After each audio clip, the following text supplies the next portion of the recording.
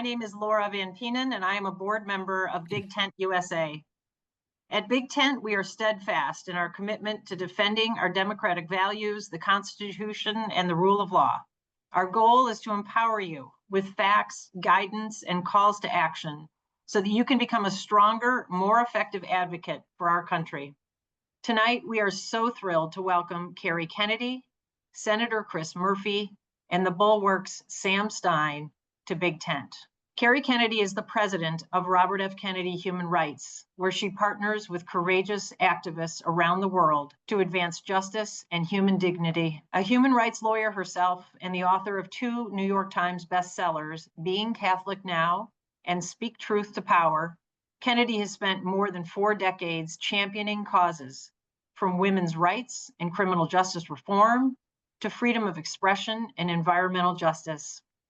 The 7th child of Ethel and Robert F. Kennedy, she has led hundreds of human rights delegations globally and appears frequently as a commentator and contributor in national media. Kerry has received numerous international honors for all of her advocacy. Senator Chris Murphy, the junior U.S. Senator from Connecticut, has dedicated his career to public service as an advocate for families.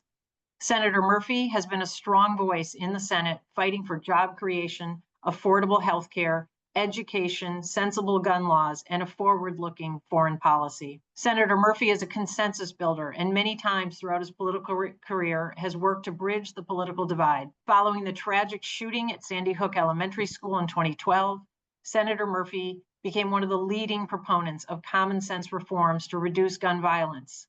He's championed a number of bipartisan bills aimed at expanding background checks and keeping guns out of the hands of criminals. Sam Stein is managing editor of The Bulwark. Prior to this role, he was deputy managing editor for politics at Politico, and he held similar posts at both the Daily Beast and HuffPost. Sam has also been a longtime contributor on MSNBC. Kerry, Senator Murphy, and Sam, thank you so much for coming to the Big Tent.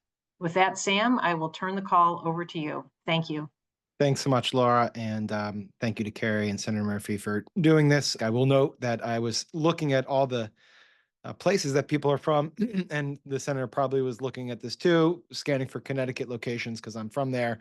Did see someone from Hamden, my hometown, so shout out to whoever that was. It scrolled by just way too fast to get the name. Tonight, we're going to be talking about ICE predominantly, but we're going to expand the conversation a little bit beyond that, because ICE, frankly, is omnipresent. It is a problem that is getting to the heart of the issue of the Trump administration, which is the trampling of rights, the trampling of human rights, the disregard of laws, and so on and so forth. I want to ask a question, the same question to both Kerry and Senator Murphy. I'm going to start with you first, Kerry, because as I think about this current state of affairs with respect to ICE, and with respect to detentions and deportations, I keep stumbling on an element that kind of stops me in my tracks a little bit, which is, yes, Donald Trump didn't explicitly state, I'm going to tear communities apart, I'm going to send people with masks into schools and churches, but he did promise and run on the largest deportation in U.S. history, and he did run on closing down the border, and he did pledge to empower ICE, and voters did elect him. And for me, it's very difficult to grapple with that sometimes. And I'm wondering how it is for you.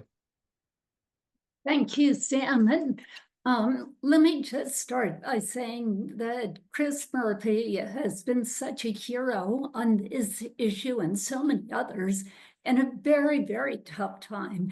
And at a time when so few are breaking through and getting on the news and sharing a different perspective. So I just really want to thank the senator for his courage in standing up and speaking out, and for being such a consensus builder over so many years.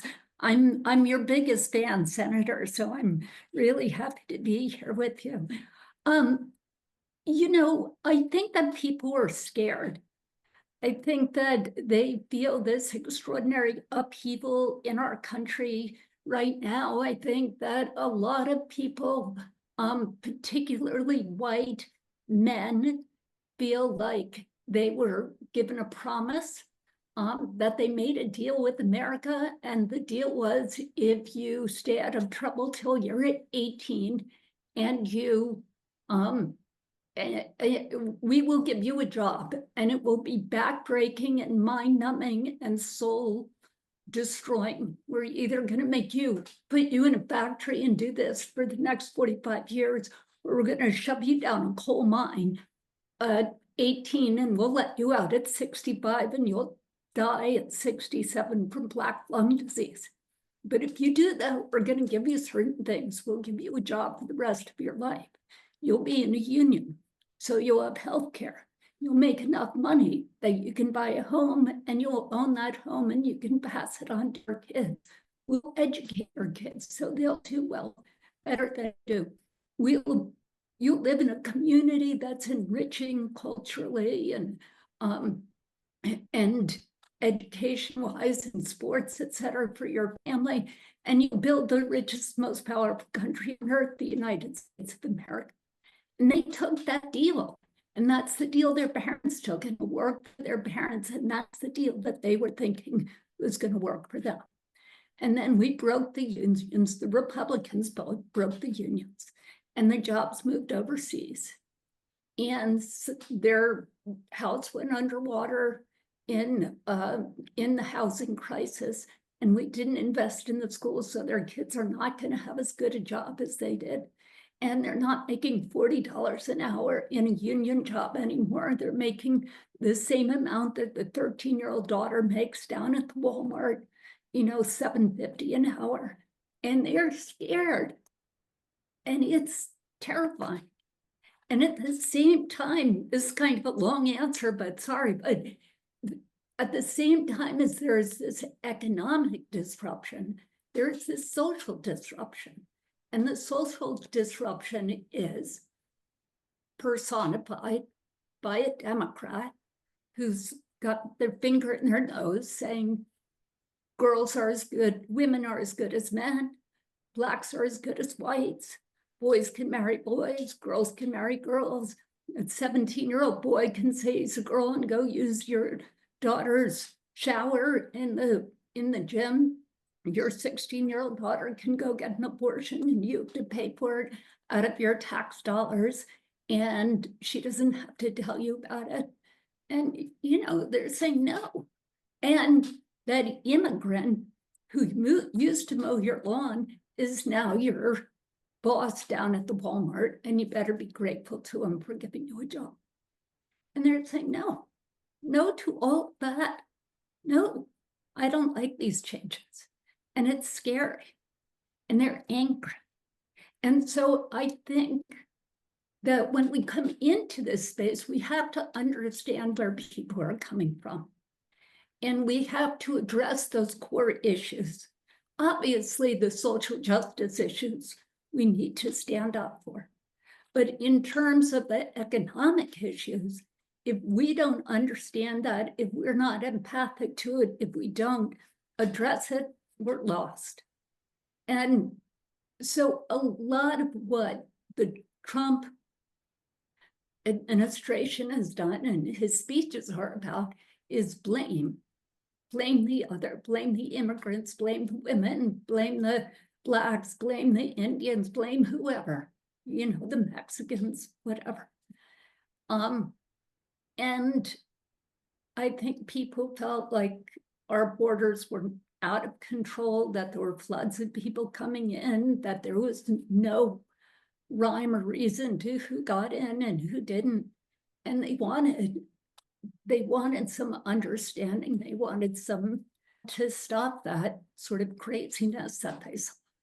And that's understandable to me. I hope that answers your question. Oh, it does. Senator, is that how you see it too? First of all, let me say thank you to Big Tent. I think this is the second or third time I've been lucky enough to be invited to do something with you all, and really appreciate it. Kerry, just will repay the kind words to you. You've just been such a warrior for human rights and civil rights, and your voice has just been essential. So really wonderful to be here with you. And Sam is the right kind of Connecticut native, and a Red Sox fan, but he's a New York Giants fan, which is the right answer. Sam's great to be with you tonight. Thanks. Yeah, so listen, I think there's a lot right in Kerry's multicultural critique. I think so much of what America is going through right now can be explained through the prism of the destruction, the deconstruction of the white sort of male patriarchy that is crumbling underneath our feet. And I guess I would just add sort of two more predicates to sort of why we're here. The first is that in a nation that is multicultural, a nation that is defined by our differences, boy, it's hard to hold it together because we have these genetic predispositions to retreat to tribe, and so this has always been a challenge from the start.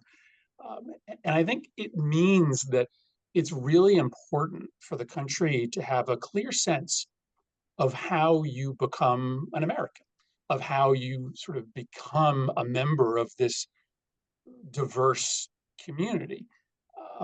And so the immigration laws of the United States matter when it becomes really confusing as to how you sort of get your ID card to be an American. I think it becomes harder to hold the whole project together. And so as it did appear as if the border was lawless, as people were right to look around and see, folks in their community who had been there for, 5, 10, 6, 7 years, and having still not gone through the process of figuring out whether they actually complied with the law as to who should be an American citizen. I think resentment grew, and it became a little bit sort of harder to sort of understand how we define ourselves. So I think that that's an important part of the story. And I think as Democrats, frankly, we didn't understand how important it actually is as a matter of selling to people the importance of the multicultural, multi-religious, multi-ethnic project to have a set of rules at the border that we can all understand as to how you become an American and how you don't. But I think Kerry's also getting at something that is very real, which is that in a world of scarcity, scapegoating becomes a lot easier.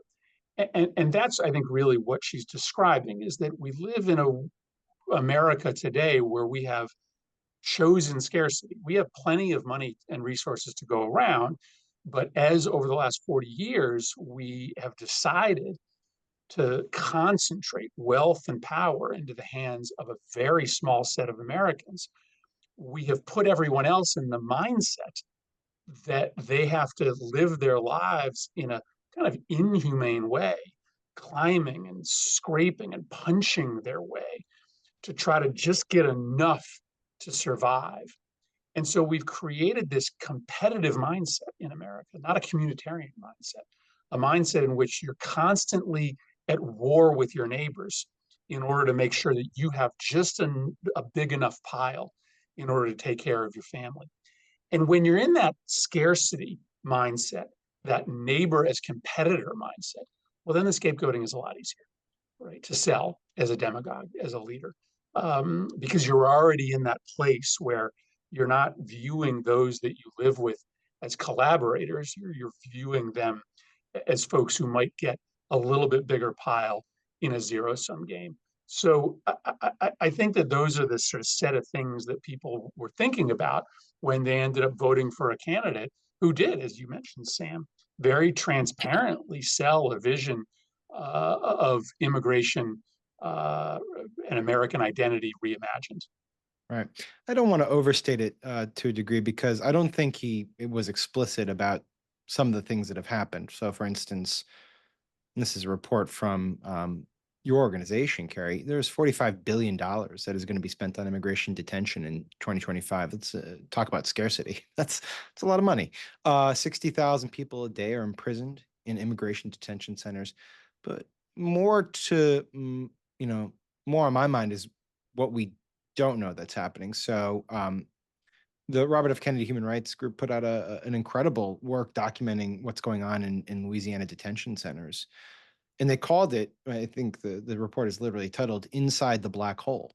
And what that means to me is that there's just a lot we don't know that's happening in these detention centers. And I guess to borrow a kind of infamous Donald Rumsfeld phrase, what are the known unknowns, Senator? I'll start with you. Like, what are you worried about that we're just not quite thinking about with respect to how these detention operations in these detention centers are being structured? Well, yeah, as you know, there's been really limited access to Right. advocates, to members of Congress. In fact, today, the president made a really bold and worrying declaration. There is a rider in the appropriations bills that says you have to let members of Congress into these facilities. And what the president said today is, well, most of the money that I'm now using on these detention facilities doesn't come from the technical appropriations bill. It comes from the big, beautiful bill. Your riders don't apply to the big, beautiful bill. So I actually don't have to let any of you in anywhere because a sizable portion of the money that I'm using doesn't come with those riders attached. We have never, ever understood supplemental funding in a reconciliation bill to not have the appropriations riders attached to it, but you are now probably entering a moment where there's going to be even less visibility. So I certainly worry, Sam, every single day about what's happening in these detention centers. I think you are just seeing the tip of the iceberg in terms of the brutal treatment that is being levied against immigrants, because only a handful of these videos get to us. But I also think that one of the pieces we're not talking about are the immigration courts, which are being destroyed and dismantled as we speak. He has fired every immigration judge that he can. He is replacing many of them with JAG officers who are just being given instructions to just rubber stamp the deportation orders. And very quietly, he and his radicals are rewriting the immigration code through precedent in these immigration courts that are now populated by people with no expertise, such that all of the ways historically that you've been able to mount a claim to stay in the United States, like, for instance, you were fleeing domestic abuse in your home country, are now being erased from our code and from our precedents. So, you know, at the end of this, we're going to have a lot of people who are going to have been subject to brutal treatment, and that will have trauma tales attached to it. But we also may have a brand new immigration code, especially in the review courts, that might take a decade to unwind. Kerry, just on that end, I mean, obviously we've all watched this play out in real time, in shock, at just, I guess, the sheer amount of destruction to the courts, to communities, people. But I'm wondering, as you've watched it and as you've worked on this issue, is there anything that's surprised you about the sort of, I don't know, the elements of it, the how fast and rapid it's been undertaken, or just the sheer size and scope of it? You know, I think we've seen a lot of videos of the violence of ICE on the streets, but what we haven't seen a lot of is what actually happens once somebody is detained. To the senator's point, I was actually scheduled to go on Monday to look at ICE facilities with members of the RFK team and visit our clients, but we've been denied access, blaming it on the government shutdown. This is just one more example of how they're using this in order to deny access. But I visited a handful of ICE facilities across rural Louisiana just a few weeks ago, and I had a chance to talk to Laura about it, which is why I'm speaking with you today. And the brutality I witnessed was really quite shocking. Speak a little bit about that. Sure. So one of our clients was a victim of sex trafficking, was trafficked to the United States from Honduras when she was 14, and then raped again and again and again, many times a day for several years. She managed to escape And she pulled her life together, and then she started a nonprofit organization to rehabilitate victims of trafficking. I mean, really an extraordinary woman. A few months ago, 6 months ago, she was told by her doctor that she likely has colon cancer and that she needed to get an X-ray to look at that. A couple of days later, she was picked up by ICE. She's been in that facility for 6 months, and they haven't let her go see a doctor. They haven't given her the X-ray. So think about the mentality of that. Just one case, but so heartbreaking. And I said to her, how do you survive? What keeps you going?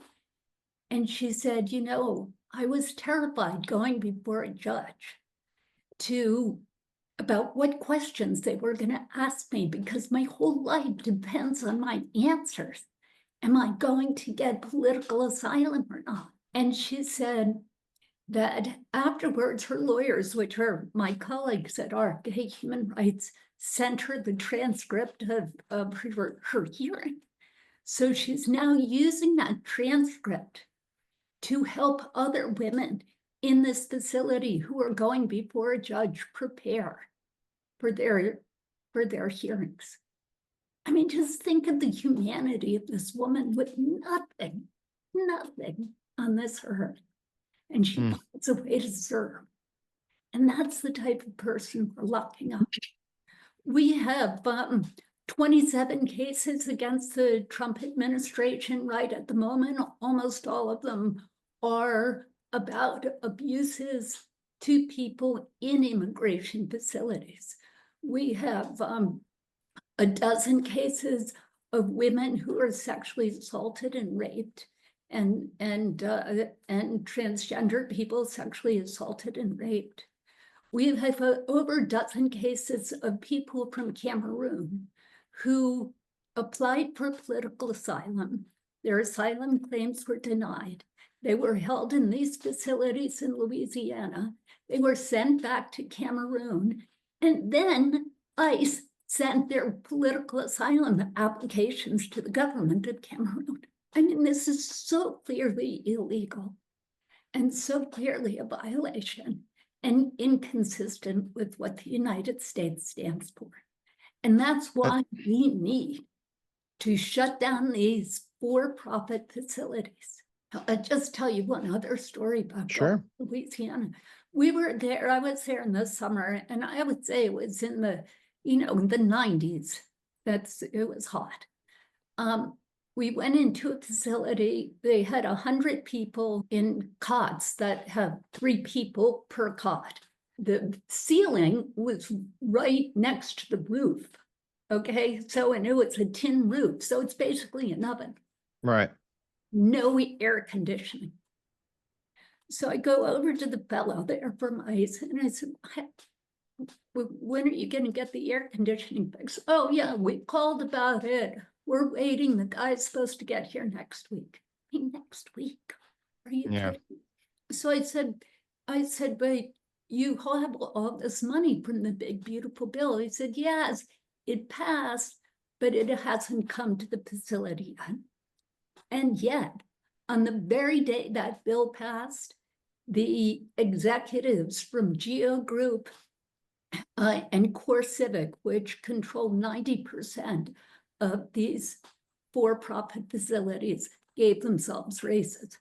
So they didn't wait to give themselves a raise, but they're sure waiting to give relief to the women, to the people in the facilities.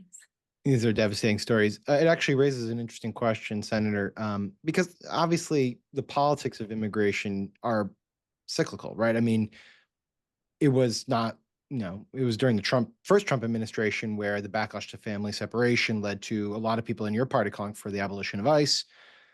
Even prior to Trump's first election, it was the reaction to the Syrian civil war and the refugee crisis that led a lot of governments to, adopt more open policies towards admitting refugees, backlashes to backlashes to backlashes to backlashes. How does it affect how you view immigration politics, if at all? And, obviously abolish ICE was a politically I want to say problematic, potentially toxic slogan for Democrats in the last election. And yet here we are listening to incredible tales of abuses by ICE. What do you do with an agency like that should you ever regain power? I do think we have to sort of understand that we probably live in a new normal, given how global trafficking works today. This is probably not as cyclical as it once was, because traffickers have figured out that they have a market anywhere in the world. So it is, now not just a phenomenon of people coming to the southwest border from Mexico and Central and South America. People are coming from huge numbers coming from India and China and Bangladesh, and I think that market will remain.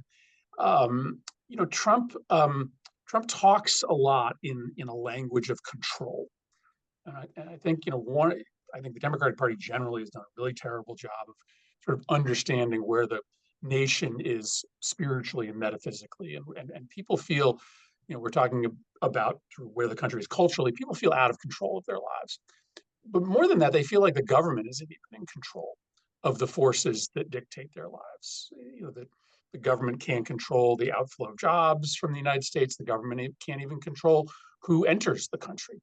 And so Trump talks a language of control. That's what tariffs are about. A very unpopular policy in and of themselves. But what he's talking about is taking control of our economic borders. His immigration policy, as it turns out, is not super popular either. But again, he's talking about control. He's talking about controlling who comes and who doesn't come to the United States. And so I think as a movement, as a party, we have to understand that if you are not talking to people about how you are going to give them more control and how the government is going to get control of these sort of big forces that seem to overwhelm the United States, then you're ultimately not winning. I spent, as you know, Sam, probably 6 months of my life that I will never get back, sitting in a room with Kirsten Sinema and James Lankford, Republican of Oklahoma, trying to come up with a new way to manage the border. And I wanted to do that because I don't think the solution is to get rid of ICE. I think the solution is to decrease their importance, because you create a border where you resolve cases at the border, or maybe even before people come to the border. So you don't have people coming into the United States with them not knowing and their neighbors not knowing whether they are going to be a citizen or not. And so that was the bill that we wrote. We wrote a bill that said, okay, we're gonna dramatically increase resources into the immigration system, but not ICE officers. We're going to increase judges and asylum hearing officers and border patrol agents, so that we manage everybody at the border, and we'll turn a lot of people around, way more than we turn around today. But when somebody enters, they'll actually know that they're on a sort of fast path to become an American citizen. But I did that also. I was in that room also because I thought I sort of just politically had to sort of drag the Democratic Party a little bit more to the center on this whole conversation, because we had become a party that was sort of identified as defending a system that couldn't be defended, that was badly, badly broken. And so we needed to say, no, we're going to get tough on the border. Tough on the border is not what he's doing. I would argue it's not even what Biden was doing at the end. It's coming up with a new way of judging cases right there. I think that would give people a lot more confidence in the system writ large if we decided the cases in a matter of days or weeks, instead of what's been happening for the last decade that Democrats have been defending, which is a decade or more before somebody finds out whether they're an American citizen or not. I'm going to switch to some audience questions to make sure that we get some good participation from there. I'm going to start with James Resser, who chimed in. And why don't we give this one to Kerry? James asked, do either of you think the reason for our current situation is the massive amount of money spent on campaigns by the ultra-wealthy? And Kerry, I go to you because you referenced private prisons in your last answer. And I do have a feeling that that does play a role, where people are profiting from this detention regime that's being put in place. Well, yeah, so the GEO Group spent $2 million on the Trump campaign and got $400 million back with the big, beautiful bill. And probably more. So yes, I think that does play a role. I think the stock market plays a very, very large role, and people's use of their retirement accounts plays a large role. Senator, this is more a question on the legal realm, but I'm curious what your understanding is of this. It's from Nancy McMillan. She asks, can you explain the overlap and disconnection between what ICE can do in a state despite state protocols and laws? I guess that's coming to a head in Illinois, obviously, where the governor and the administration are in a standoff right now over the deployment of the National Guard. But really, it's fundamentally an issue of immigration enforcement, as I see it. So, curious how you read the situation. So I am not an immigration lawyer, but ICE does you just play one on the Senate floor. Yeah, I right. yeah. I won't make anything up, but I do know enough to know that ICE does have jurisdiction to operate inside states, and so they have an independent mandate to enforce immigration laws, and that mandate exists. In some way, shape, or form, regardless of state laws, there's limitations to what any state can do to restrict ICE's national mandate. National immigration laws generally supersede any contraction of those laws that state laws would impose.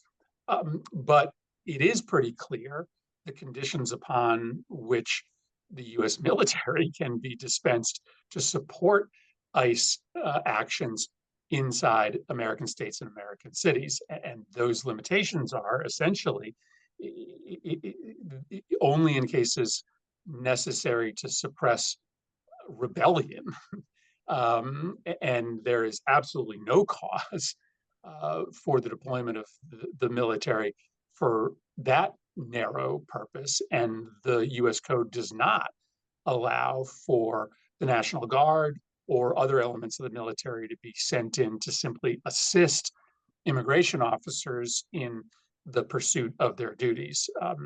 I've been disappointed by some of the decisions that have come out, and I'm not optimistic that if these cases reach the Supreme Court that they'll rule in the right way. But to my mind, there's clearly not a justification for the usage of the military in just sort of a generic support role to ICE inside U.S. states or cities.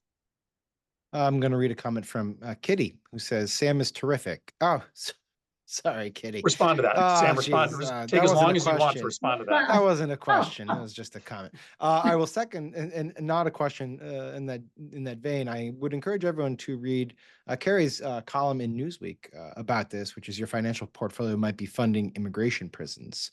Really important column written there. Kerry, question for you. It's come from several people, so I'm not going to name the names, but a lot of interest in why ICE is masking and whether there is anything that can be done to unmask these agents simply as a matter of transparency so people know who is arresting them. Yeah, so to answer that, that is a decision by the federal government. And that's why we need to change who's making decisions at the federal level. And, that is done in a number of ways. Vote, organize, protest, use whatever you can, whatever is at your disposal to make your opinions known that this is not okay.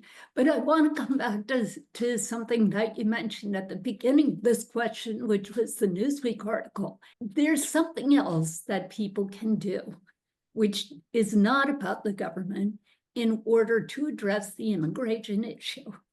And that's because the two largest companies, private companies, they're public companies that are imprisoning people, detaining them in immigration, are publicly traded. So they're Geo Group and CoreCivic. Now, if you have a retirement account, you may well be invested in the Geo Group. So for many of us, the default option in our retirement accounts is called a target date fund. And you can go to your company or your retirement planner and say, am I vested in Core Civic or Geo Group? And I would like you to divest me from those two companies. And that should happen. And if enough of us do that, they're going to be shut down. It's an interesting point you raised about civic action in a time where political action is hard to attain. And this actually gets to a couple questions that are posed to the senator.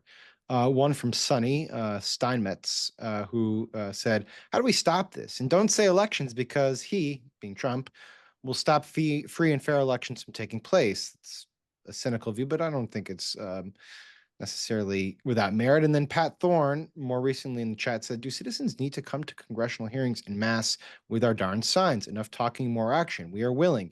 I guess this gets to a larger point, Senator, which is like, what is the most effective form of opposition politics right now? We saw, obviously, the No Kings protest, 7 million people strong. Does that have a material impact, do you think? Of course it does. Of course it does. And listen, I understand people's worry and skepticism about whether there's going to be another free and fair election, but there will be only if we mobilize in big enough numbers. A political scientist or historian out of Harvard University did a sort of survey over the last 100 years of democracies that were in peril, and what's the common story about those that fell and those that were saved. And the only common denominator was mass mobilization. In places where there was fairly immediate mass mobilization, the democracies held up. In places where the regime was successful in convincing the public to stay behind closed doors, it fell. And the study actually put a number on it: 3% of the overall population. I thought it was 3.5%, just to be clear. 3.5%, Sam. There you go. Thank you. I want people to understand how much mobilization they need. Okay. Appreciate that. So what we had set, we had 7 million people out there last weekend. That's close. It's not 3.5%, but it's close. And it's not a shock why this works. You even see it working in the last 48 hours. So as much as Republicans tried to bully people into staying home, saying that these were hate rallies and that anybody who showed up at the rally were terrorists, the numbers were off the charts. The biggest day of public national mobilization in the history of the country. And lo and behold, on Monday, Tuesday afternoon, an article shows up in one of these DC political papers that suggests Republicans are starting to write some plans to turn back on the Affordable Care Act subsidies. This is what Democrats have been demanding happen in order to get our votes for the budget. And for 3 weeks, they had just said, we're not talking to you. We're not going to even entertain this idea of keeping premiums where they are. And now they are apparently midwifing a few proposals. That's a direct result of the amount of mass mobilization is happening and the worry that they have that the elections will come off next November. And if these premiums go up and people know about it, that they're going to lose their seats. So this is still the most effective way to organize, and any action matters. So posting online matters, calling your congressperson matters, but it is in-person action that matters the most. So showing up to your congressman's office or an event that they're holding, coming to these rallies, that is still the most effective way to move the needle. Senator, just quickly, because you mentioned it and it's come up a couple times, is this government shutdown obviously has stretched on fairly far. The resolution does not appear to be particularly close, although maybe you have some insight that you can share with us about how you think it ends and when it ends.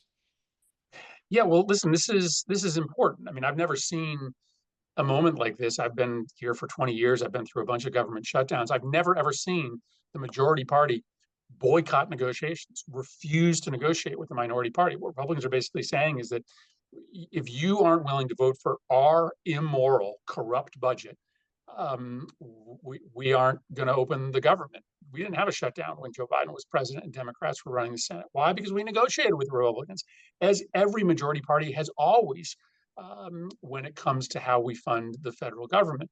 And there are two issues. One is this looming catastrophe in our healthcare system, but the second is that without any controls in this budget on how the president spends money, right now, Democrats are being asked to essentially fund the destruction of our democracy, and more specifically, fund the witch hunt operation against us. So, to me, this is just a moment to draw a moral line in the sand and to say, yeah, you have to negotiate with us if you want our votes, but also there has got to be some contraction of the corruption and lawlessness, or we essentially would be signing our own death warrant by voting for a budget that pays for the wholesale imprisonment, harassment, and intimidation of Democrats who speak up against Trump. So yeah, does that sound like this is stopping anytime soon? No, Okay, doesn't. that didn't sound like a super optimistic assessment of the situation. But again, I will say that Republicans are starting, at least on the healthcare front, to suggest that they're ready to talk and sit down. And so the more public mobilization we have, I think the shorter the shutdown will be. Kerry, I apologize. You were about to speak and I cut you off. So No, I wanted to make sure that. I was just going to say that, the No Kings rally in June got 5 million people. In October, it was 7 million. So we're going in the right direction. And then I would just say from my own family's history, my 6 generations ago, people came impoverished on coffin ships from Ireland. And they landed in Boston and they stayed there for generations under an extremely oppressive rule. And they came to understand that the way to create change, to make sure that they got access to healthcare, to make sure that their children were educated, to make sure that their housing was decent, was through politics, through organizing. And that's what they did. On the Kennedy side and on the Fitzgerald side, they became community organizers. And they organized their wards, and then they organized their towns and their cities. That is it. It's very simple stuff. You just go and you organize, and that's what we need to do right now. Kerry, I had a question for you, not an audience question, a Sam question. You spent obviously a fair amount of time among people and within institutions that have funding from the government or advocate before the government or just plain old interact with the government. I guess a lot of folks, including me, were pretty stunned by how quickly many of these institutions, from law and academia to media, and many of these powerful individuals with tons of independent wealth capitulated to Donald Trump's pressure fairly early on in the administration. I think that when we look back, that's going to be a real inflection point for what happened with this presidency. But as someone who's in these worlds and among these institutions and whose work to a degree revolves around that, how has it impacted your work, and how do you feel about that capitulation? Well, who did not capitulate? You know who did not capitulate? The biggest group that didn't were the civil rights organizations. Right. They stood completely together from day one. Why is that? We're all competing for the same foundation dollars and the same private dollars, but we work together. And we've always worked together as a team because of the history of civil rights in this country and around the world. The basic understanding that if you would want to advance dignity, you need to work together. You need to work in community. So that group of organizations stood firm. Who else stood firm? The progressive foundations stood absolutely firm together. And so when Trump went after the Ford Foundation and went after the OSI, he got nowhere because they stood firm together. And that makes a huge difference. Who did not stand together? The law firms. My gosh, these are the people who people spend millions of dollars because they're the toughest, strongest defenders in the world, and they just folded and folded and folded. Why? Because they never called each other. They never said, let's come together. We need to resist together. And then you saw that with the universities. They started to fall quickly. And then Harvard said no. But Harvard did not do that alone. Harvard went and got a coalition and started building coalition. And that's when that resistance started to work. So, I mean, to me, the lesson is clear. The only way to create real change is in coalition with one another. I mean, that's what Senator Murphy has said in different ways again and again and again. We all have to come out. We all have to talk to one another. We all have to be on the same page. We have to create change, not disparately, but together. No, it's a great point about collective action as an antidote to what we're experiencing now. And it's true on the politics realm too, right? I mean, you're starting to see states make collectives around, for instance, CDC type policies where they're going to have vaccine policies that they share because they don't trust the CDC. Senator, I'm curious if you can expand on that. There have been some instances where collective action and a refusal to capitulate has actually had a material effect. I mean, in the comment section, multiple people have mentioned Jimmy Kimmel. And I think that's true, where a bunch of people said collectively, we're going to cancel our Disney subscriptions if ABC follows forward with this. In fact, they did cancel their subscriptions and ABC went back and put them on the air. What have you seen in the past 8-9 months around the idea of collection action that gives you hope? What have you seen around the absence of collective action that makes you, mournful, I guess? Yeah, I mean, that's certainly the highest profile example, but you also have the example of what California is doing today, where they recognize the threat to democracy is posed by changing congressional district rules in the middle of a 10-year cycle, and they are pursuing a maximalist approach to try to remedy that. I wish other Democratic states who are in a position to add seats would do the same. I think one of the real risks at a moment like this is that the regime, the party that is trying to convert a nation from democracy to autocracy, is breaking all the rules and all the norms, and the party that is in opposition still feels pressure to observe the norms. We don't have that luxury right now, so we have got to be willing to take risks and to do things that don't feel fantastic. Saying we are not going to reopen the government until you present us a moral budget. It doesn't feel great because there's pain, there's hurt along the way, but it's important for us to show that this is not a normal moment. I was one of the people who said none of us should have showed up to the State of the Union speech, right, to legitimize his corruption. That people didn't want to do that because they felt like that was rude or impolitic or too unprecedented. A lot of folks worry that tactics like that create a downward spiral. They're going to do what they're going to do. They are going to do everything possible to try to destroy our democracy. It's not going to be our rudeness or impoliteness that is going to cause them to act more destructively. I will say, one more thing on this broad topic, especially of the elites folding. Monopoly and totalitarianism go hand in hand. When you have deeply concentrated power, it makes the job of corruption that much easier for the regime. You've seen that in the media space.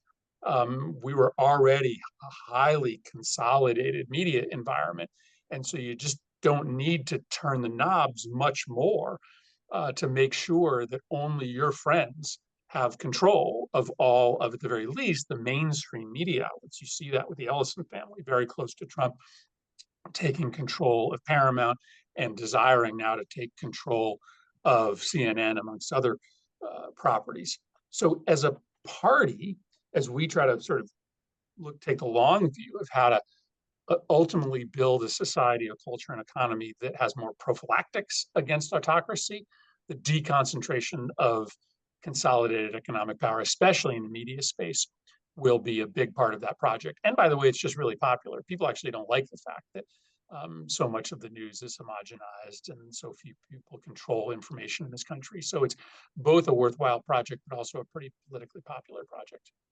Thank you. You made a sterling endorsement for subscribing to independent journalism, like For the the bulwark. Bulwark. Yes.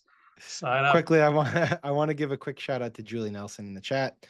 Julie says she's on furlough right now, but she's still fighting. And to all those who are on furlough right now, in the chat and watching this, thank you for enduring what you're enduring. We genuinely appreciate the role that our federal workers are playing in this moment. We have only, God, 4 minutes left, not even 2. It went by fast. I want to give each of you a chance to deliver some closing remarks. And Kerry, let's start with you. I've been working on human rights for 45 years. When I started working, all of Latin America was under right-wing military dictatorships, and today there's not one left standing. And all of Eastern Europe was under communism, and South Africa was at the height of apartheid. And women's rights was not on the international agenda. And all of those seemed like impossible things to overcome. But they were overcome, and they were overcome not because governments wanted them to. Governments tried to stop them, and huge militaries tried to stop them. And yes, the CEOs of some of the largest corporations on earth, these huge multinational corporations, tried to stop them. But the changes happened because small groups of determined people, as Margaret Mead said, harnessed the dream of freedom and made it come true. That's the answer. That's what we all need to do. We know it. It's in our hearts. Everybody on this call knows it. That's why you're on this call. And that's what we're going to do to bring back our country and to create a more just and peaceful world. That's incredible perspective. Thank you so much for that. Chris, sorry, No, I don't think Senator I can do better Murphy. than that. I don't think I can do better than that. That's. I don't think you can either. I'm sorry, man. I should have gone in Thanks reverse order for your there. vote. Thanks for your vote of confidence, Sam. Yeah, I mean, let me just take it, back to the subject of this conversation. Yes, it is true that people voted for Donald Trump knowing exactly what he was promising. But it is also true that they thought he was sincere. Many of them thought he was sincere when he said he was going to go after the criminals. And it is a statement about who we probably really are as a nation, that his immigration policy today is deeply unpopular. In fact, it's one of the most unpopular aspects of his entire first 9 months, because when faced with the reality of what's happening, when faced with their neighbors, their peaceful neighbors being rounded up brutally, with violence becoming normalized, people reacted. And so, I think that we can all question the nature of our country, right? Who our neighbors really are, when Donald Trump wins for a second time after he endorsed an insurrection, after he was convicted of multiple crimes. But everybody gets a second shot. And now, having seen who he is, I think the country is making another judgment, which is that, yeah, we want a more secure border, but we do not want migrants to this nation treated like animals.